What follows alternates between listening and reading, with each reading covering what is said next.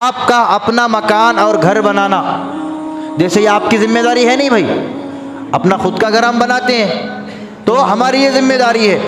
ऐसे ही आप अपने मोहल्ले की मस्जिद को चंदा दें, ये आपकी जिम्मेदारी है, ये आपकी जिम्मेदारी। अपना मकान बनाना, हमारे घर में लाइट, फैन, फ्रिज, गीज़र ये सभी यूज़ हो रहा नहीं हो रहा भाई?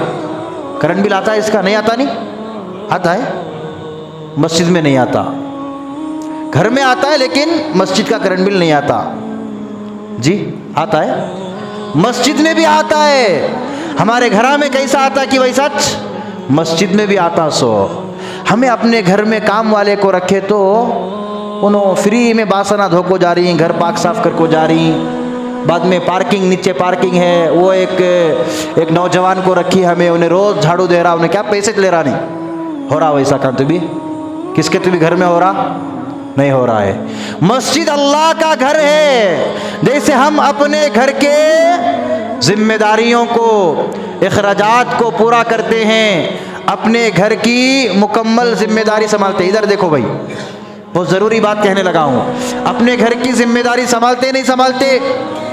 हमें पैदा हुए तो कौन अजान देते? सो मौदन साहब, हजरत इमाम साहब, नाम कौन रखती? फ़ोन आता, हजरत अल्हम्दुलिल्लाह बेटा हुआ हजरत, अच्छा एक नाम बोलो। पूरे मोहल्ले में वैसा नाम ही नहीं रहना, पूरे मोहल्ले में वैसा नाम नहीं रहना का तो इमाम साहब याद आती। इमाम साहब वैसा नाम बेचारे कहाँ से कि अरब से की, कहाँ से कि ढूंढ को लेको आको तुम ना देती। ये रखो भाई, अब्दुल रहमान भाई, जी जमाल भाई, कमाल भाई, जो भी दिन का नाम है ये नाम आप रखो अपने बच्चे का, अपने बेटे का।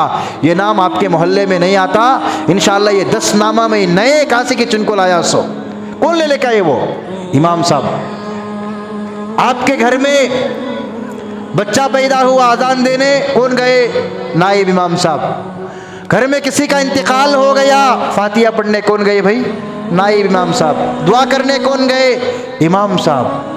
हमारे घर में हमने एक नौजवान को रखा झाड़ू देने के लिए, उनको पैसे देने पड़ रहे नहीं पड़ रहे?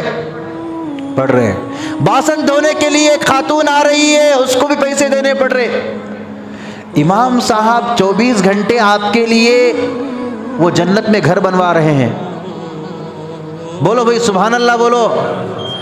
मौज़िन साहब अजान दे करके हजरत बिलाल की, हजरत अब्दुल्ला इब्ने उम्मे मक्तूम की नियाबत की खिदमत अदा कर रहे हैं। कर रहे नहीं कर रहे?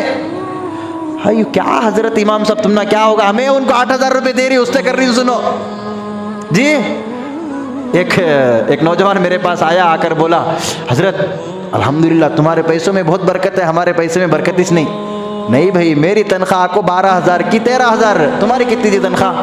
हजरत 40,000 रुपये। ठीक है, मेरे जो 13,000 ही वो तुम्हें ले लिए, तुम्हारे 40,000 मंदिर डालो, ये मेरे बरकत के ना। जैसे हमारी तनख्वाहें 40,000 45,000 है, हमारी ज़रूरियात उसमें भी पूरे नहीं होते।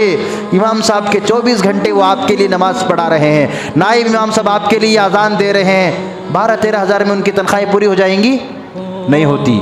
तो कौन ख्याल करना? सो हमें लोग ख्याल करना। अजान नहीं दिए तो मस्जिद में नमाज होती क्या? नहीं होती। अजान कौन देते थे?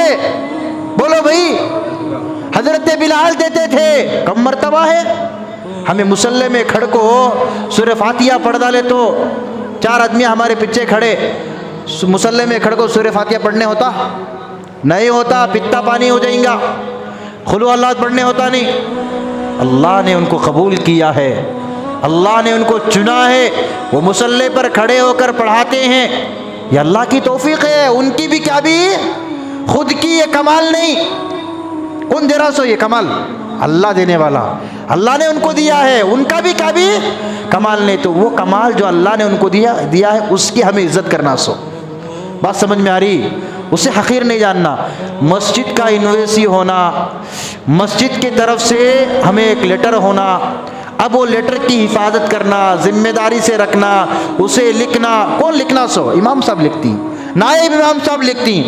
तो उनके जो इखराजात है, जो दरमा वगैरह है, जो तनख्वाह है, उसकी जिम्मेदारी कौन उठाना? पूरे मोहल्ले वाले मिलकर उठाना। हम रमज़ान का सालाना चंदा जो देते हैं, इसको कई को बोझ समझ रहे हैं आप लोग। बोझ न को समझो, इसे ये समझो कि हम जन्नत की टिकट के लिए पैसे दे रहे हैं। बोलो सुभान अल्लाह। ये मेरी बात अगर गलत साबित कर देंगे आप, तो मैं बयान करना छोड़ दूँ तो जी, ये गलत बात नहीं है। हम अगर पैसे दे रहे हैं रमज़ान के सालाना चंदे में या जुमा जुमा दे रहे हैं, तो ये जन्नत की टिकट खरीदी जा रही है।